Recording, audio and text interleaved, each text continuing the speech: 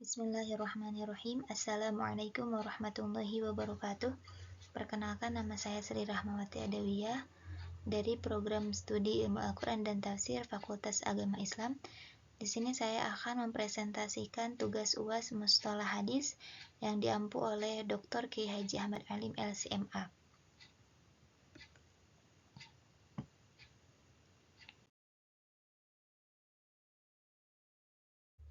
Melanjutkan dari materi sebelumnya, bisa teman-teman lihat di video saya sebelumnya yang udah pernah diupload mengenai tugas UTS Mustalah Hadis.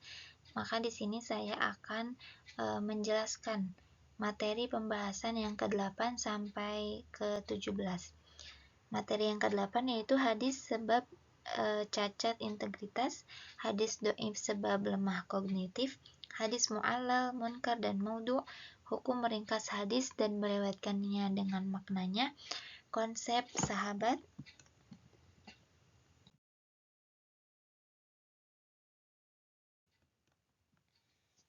yang ke-13 hadis musnad, ke-14 hadis musalsal dan contohnya, musalsal bil awaliyah, gharibal hadis, dan yang terakhir adab-adab perawi hadis.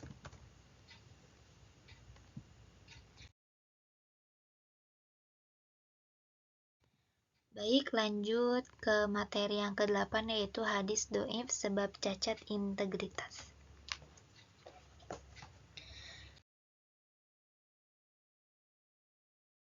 Sebab-sebab cacat pada rawi. Maksud dari cacat pada rawi adalah tercela yang disebabkan oleh perkataan serta kejujuran agama, kedobitan hafalan dan ingatannya.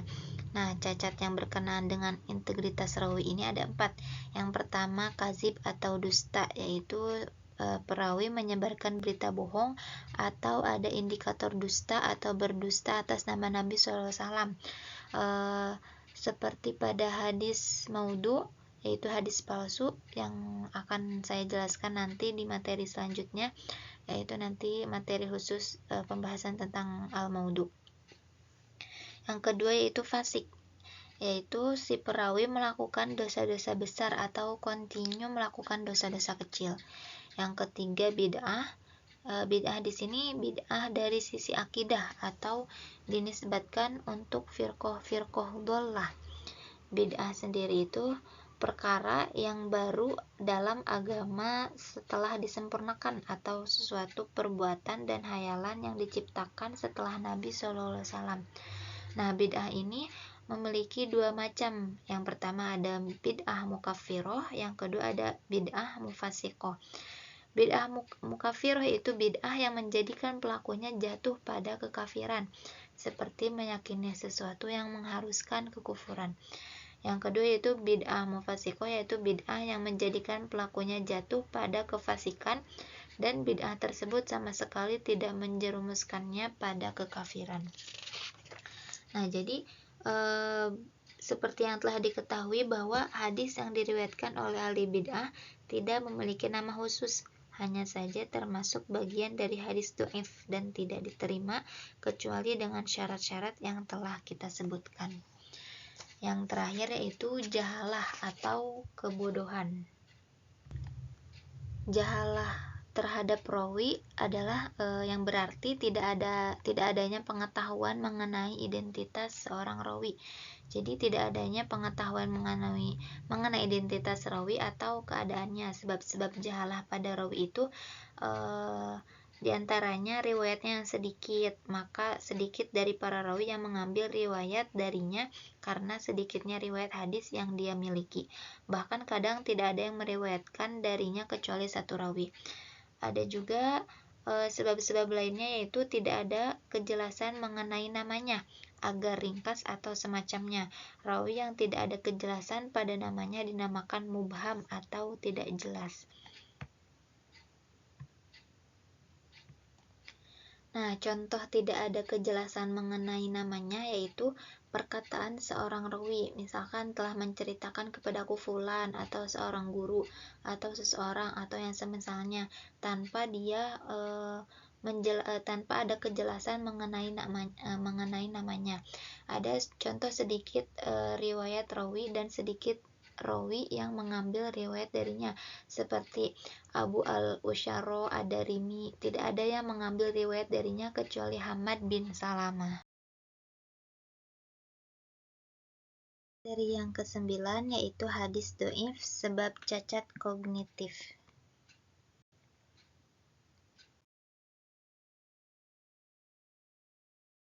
Sebab-sebab cacat pada rawi. Nah, cacat yang berkenaan dengan kedobitan atau dengan hafalan, berkaitan dengan karakteristik dan mentalitas sang perawi. Nah, ada 4. Yang pertama yaitu daya hafalannya yang buruk, ghaflah atau pelupa.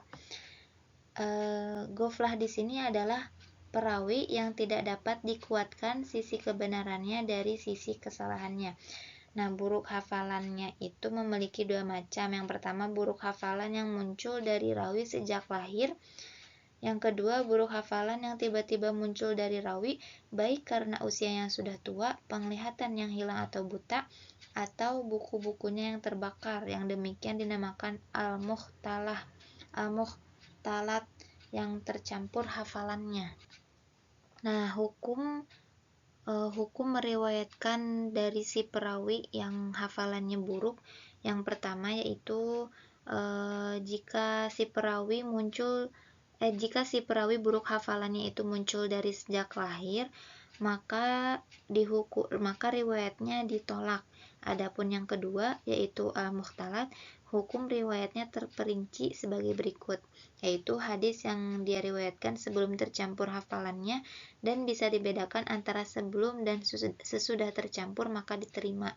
Yang kedua yaitu hadis yang dia riwayatkan setelah tercampur hafalannya maka ditolak. Dan yang terakhir, adapun yang tidak bisa dibedakan apakah dia meriwayatkan hadis tersebut sebelum atau sudah tercampur maka disikapi tawakuf atau tidak diterima atau ditolak hingga bisa dibedakan.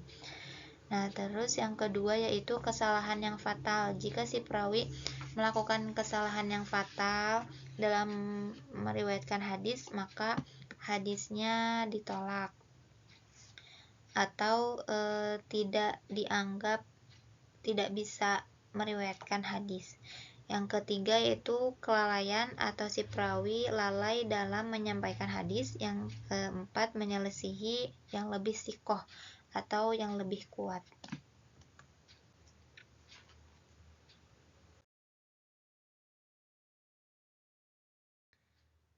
Materi yang ke-10 yaitu mu'allal, munkar, dan maudhu.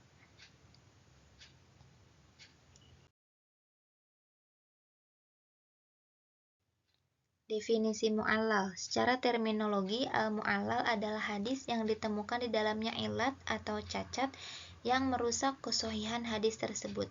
Padahal secara lahir hadis tersebut selamat dari kecacatan. Definisi ilat atau cacat adalah sebab samar-samar dan tersembunyi yang merusak kesohihan suatu hadis. Ilat memiliki 2 syarat yang harus terdapat di dalamnya, yaitu yang pertama samar-samar dan tersembunyi, yang kedua dapat merusak kesohihan hadis. Makna lain ilat. Jenis yang pertama yaitu mengilatkan dengan dustanya seorang rawi, kelalaiannya, buruk hafalannya, atau yang lainnya. Bahkan Imam Tirmidzi menamakan nasakh sebagai ilat.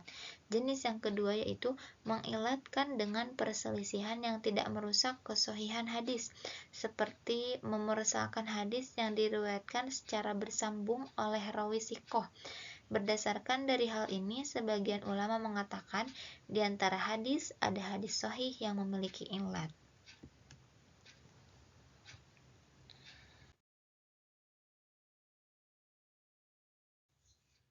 Hal-hal yang membantu untuk menemukan ilat. Dalam menemukan ilat dapat dibantu dengan beberapa hal, diantaranya yang pertama riwayat rawi secara sendiri, yang kedua rawi yang lain menyelisihi rawi tersebut, yang ketiga hal-hal lain yang bersangkutan dengan 2 hal tersebut. Nah, cara mengetahui hadis mu'allal. Cara untuk mengetahuinya adalah dengan mengumpulkan berbagai jalur hadis tersebut, kemudian melihat perbedaan rawi-rawinya serta membandingkan kedobitan dan ketelitian rawi-rawi tersebut, lalu memberikan hukum atas riwayat-riwayat yang memiliki ilat.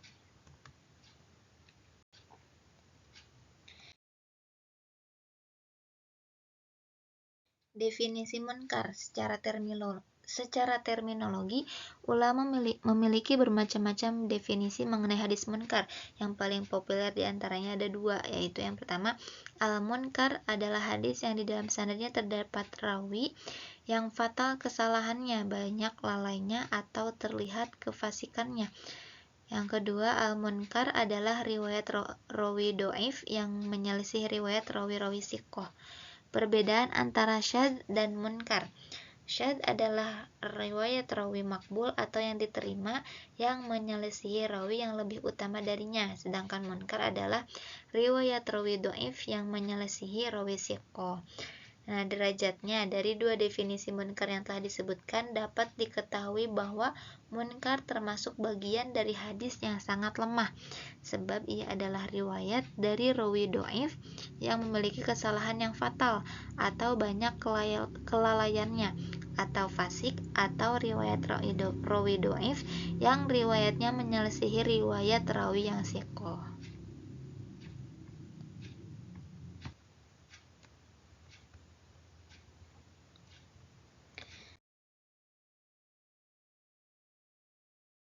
Berikutnya adalah definisi al-maudu. Secara terminologi, al-maudu yaitu isim maf'ul dari wadhu'a yang berarti meletakkan. Secara terminologi, al-maudu adalah kedustaan yang direkayasa dan dibuat-buat serta dinisbatkan kepada Rasulullah SAW. Derajat hadis al-maudu adalah seburuk-buruknya hadis dhaif dan sejelek-jeleknya. Bahkan sebagian ulama menganggapnya sebagai bagian tersendiri dan bukan termasuk bagian dari hadis-hadis dhaif. Hukumnya, para ulama sepakat bahwasanya tidak boleh bagi siapapun yang mengetahui kepalsuan hadis tersebut untuk meriwayatkannya kecuali jika dijelaskan kepalsuannya.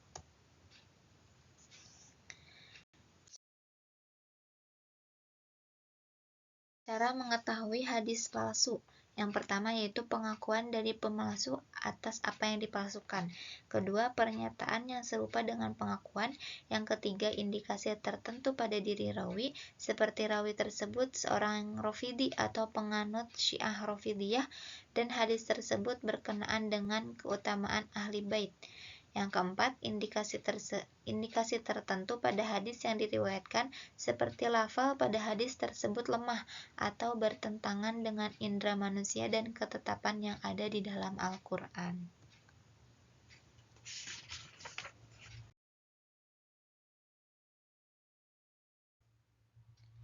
Yang ke-11, hukum meringkas hadis dan meriwayatkannya dengan maknanya.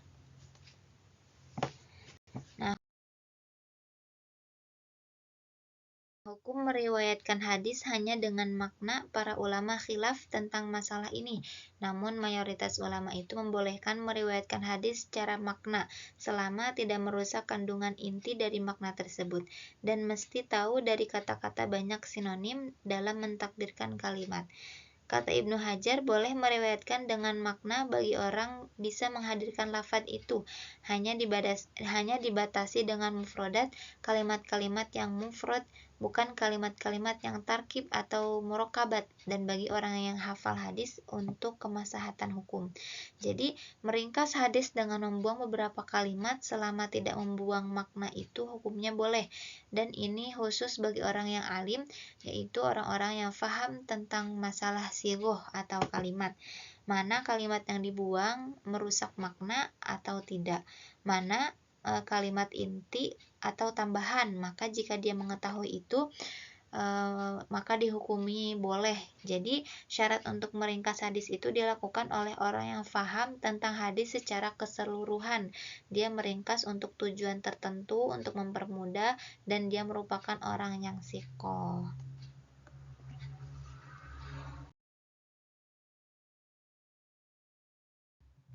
Yang ke-12, konsep sahabat.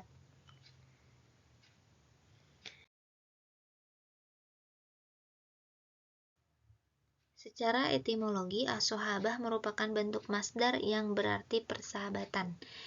Secara terminologi as-sahabah yaitu orang yang bertemu dengan Nabi SAW dalam keadaan Islam serta meninggal juga dalam keadaan Islam walaupun keislamannya telah terselangi oleh kemurtadan. Demikian menurut pendapat yang benar. Urgensi dan manfaatnya. Pengetahuan tentang sahabat merupakan ilmu yang agung serta mulia manfaatnya. Di antara manfaatnya adalah mengetahui sanad yang bersambung dari yang mursal. Nah, jumlah tingkatan sahabat itu ada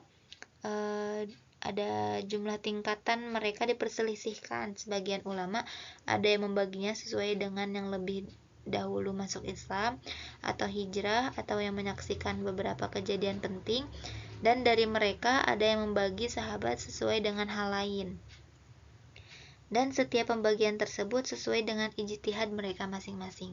Yang pertama, Ibnu Sa'id membagi mereka menjadi 5 tingkatan. Yang kedua, Al-Hakim membagi mereka menjadi 12 tingkatan. Nah, yang paling utama di antara mereka yaitu secara mutlak yaitu Abu Bakar As-Siddiq, kemudian Umar dengan kesepakatan ahli sunnah, kemudian Utsman, kemudian Ali menurut pendapat mayoritas ahli sunnah, kemudian 6 yang lainnya, kemudian ahli Badar, kemudian ahli Uhud, kemudian ahli Bai'at Ridwan.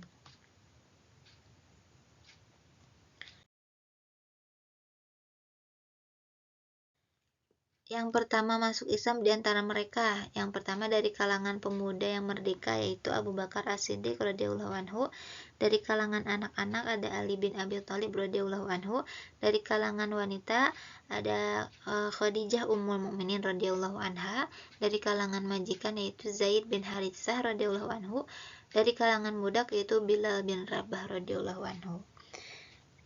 Sahabat yang paling banyak meriwayatkan hadis yang pertama yaitu Abu Hurairah dengan meriwayatkan 5.374 hadis dan lebih dari 300 orang meriwayatkan hadis tersebut. Yang kedua yaitu Ibnu Umar meriwayatkan hadis dengan 2.630 hadis. Yang ketiga Anas bin Malik meriwayatkan 2.286 hadis. Yang keempat Aisyah Ummul Mukminin meriwayatkan 2.210 hadis. Yang kelima Ibnu Abbas meriwayatkan 1.660 hadis, dan yang terakhir yaitu Jabir bin Abdullah meriwayatkan 1.540 hadis.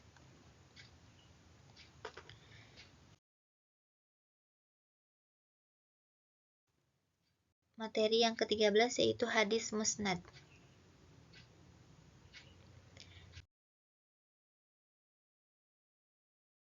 Secara etimologi, al-musnad merupakan isim maf'ul dari asnada yang berarti menggabungkan atau menisbatkan. Secara terminologi, hadis yang sanadnya bersambung secara marfu' kepada Nabi SAW. Contoh dari hadis al-musnad yaitu hadis yang diriwayatkan oleh Al-Bukhari. Dia mengatakan telah menceritakan kepada kita Abdullah bin Yusuf dari Malik, dari Abu Az-Zinad, dari Al-A'raj, dari Abu Hurairah. Dia mengatakan sesungguhnya Rasulullah SAW bersabda, "Idza syaribal kalbu fi ina'i ahadikum falyaghsilhu sab'an." Jika anjing minum dalam bejana salah satu di antara kalian, maka cucilah sebanyak 7 kali. Hadis ini bersambung sanadnya dari awal hingga akhir, juga diriwayatkan secara marfu' kepada Nabi Shallallahu alaihi wasallam. Maka hadis ini dikatakan adalah hadis al-musnad.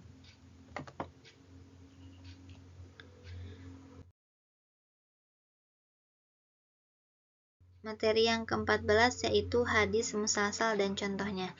Secara etimologi, al-musalsal itu isim maf'ul dari as-silsilah yang berarti bersambungnya sesuatu dengan sesuatu yang lain seperti istilah al-hadid atau sambungan rantai. Secara terminologi, al-musalsal adalah kesinambungan rawi-rawi sebuah sanad dengan suatu sifat atau keadaan yang terkadang terjadi pada para rawinya dan terkadang pada jalur periwayatannya.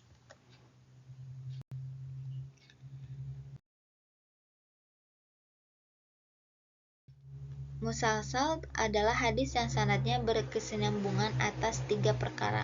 Yang pertama, sama dalam sifat pada rawi-rawinya. Yang kedua, sama dalam keadaan pada rawi-rawinya. Yang ketiga, sama dalam sifat pada periwayatannya. Musalsal yang pertama yaitu musalsal dengan keadaan rawi. Nah, musalsal dengan keadaan rawi yang berupa perkataan seperti hadis Mu'adz bin Jabal bahwa Nabi SAW mengatakan kepadanya, "Wahai Mu'adz, sesungguhnya aku mencintaimu, maka katakanlah setiap sholat, Ya Allah, bantulah aku untuk selalu mengingatmu, mensyukuri nikmatmu, dan beribadah yang baik kepadamu." Nah, hadis ini adalah contoh hadis musalsal dengan keadaan rawi yang berupa perkataan.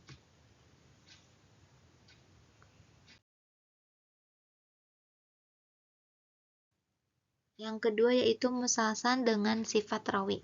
Musalsal dengan sifat rawi berupa perkataan seperti hadis musalsal dengan membaca surah As-Saff. Telah terjadi musalsal dengan perkataan setiap rawi. Misalkan fulan membacanya seperti ini. Nah, Al-Iraqi mengatakan sifat-sifat rawi berupa perkataan dan keadaan-keadaan mereka yang berupa perkataan saling mendekati bahkan serupa. Yang ketiga yaitu musalsal dengan sifat riwayat. Nah, musalsal dengan waktu periwayatan.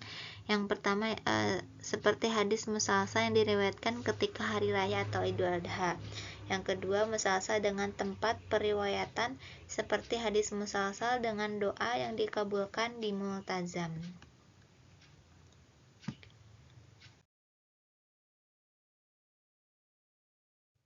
Yang ke-15 yaitu musalsal bil alawiyah.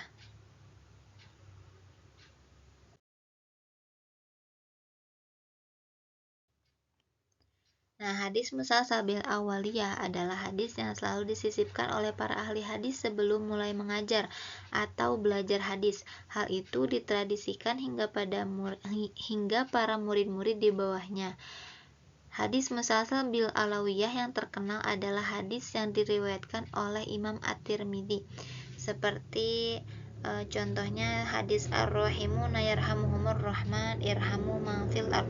Artinya orang-orang yang suka mengasihi sesamanya akan dikasihi oleh Zat yang Maha Pengasih, maka kasihilah penghuni bumi, maka kalian akan dikasihi para penghuni langit. Nah, hadis ini biasanya diucapkan oleh seorang ahli hadis sebelum mengajar para muridnya. Saya telah mendengar dari fulan dan itu adalah hadis yang pertama kali didengar darinya. Begitu seterusnya hingga sanad terakhir. Baru kemudian menyebutkan hadis di atas. Setelah hadis tersebut disebutkan, baru seorang guru mengajarkan hadis-hadis yang lain. Ini menunjukkan bahwa para ahli hadis memiliki komitmen untuk menjaga perdamaian di dunia. Hadis yang pertama kali diajarkan adalah hadis tentang kasih sayang, bukan hadis tentang akidah, fikih, dan lain sebagainya.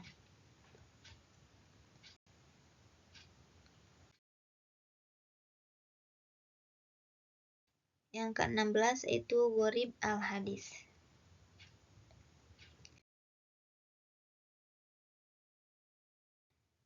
Secara etimologi, al-gharib dalam arti bahasa adalah yang jauh dari kerabatnya. Maksud dari gharib di sini adalah lafal-lafal yang memiliki makna yang tersembunyi. Secara terminologi, al-gharib adalah lafal yang tidak jelas maknanya dan sulit untuk difahami yang terdapat dalam matan hadis karena urgensi serta kesulitannya. Mengetahui gharib al-hadis adalah ilmu yang sangat penting sekali yang dapat mencacati ahli hadis jika tidak mengetahuinya. Akan tetapi menyelaminya sangatlah sulit, maka berhati-hatilah mereka yang menggelutinya dan agar bertakwa kepada Allah SWT dalam memberanikan diri untuk menafsirkan sabda nabinya dengan dugaan belaka.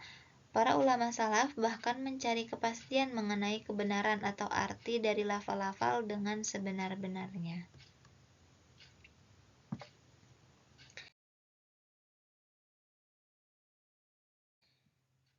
Tafsir lafal-lafal gharib yang paling baik adalah yang datang sebagai penjelasan dari riwayat lain, seperti hadis Imran bin Husain radhiyallahu anhu mengenai salat bagi orang yang sakit.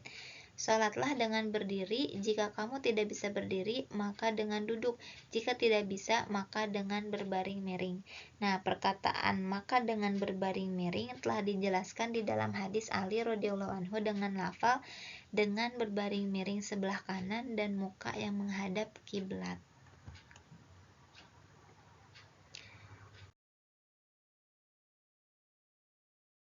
Yang terakhir yaitu adab perawi hadis.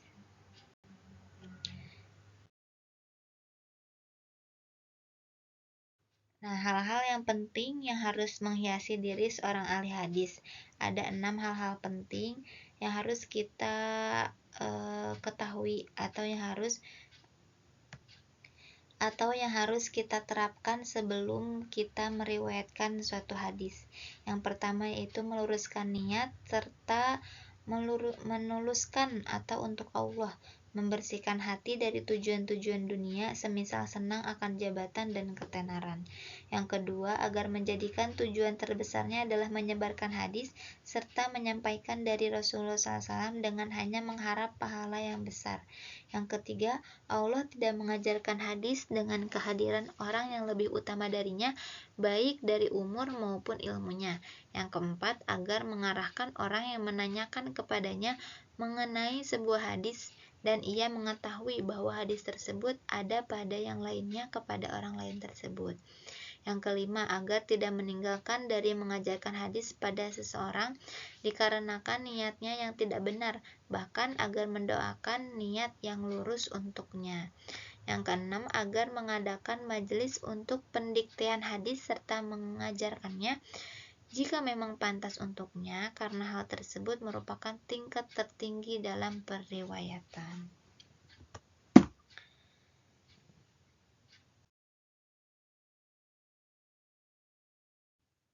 Alhamdulillah, cukup sekian dari saya presentasi kali ini. Kurang dan lebihnya mohon dimaafkan. Mudah-mudahan bisa bermanfaat untuk diri saya sendiri dan untuk teman-teman semuanya. Wabillahi taufiq wal hidayah. Wassalamualaikum warahmatullahi wabarakatuh.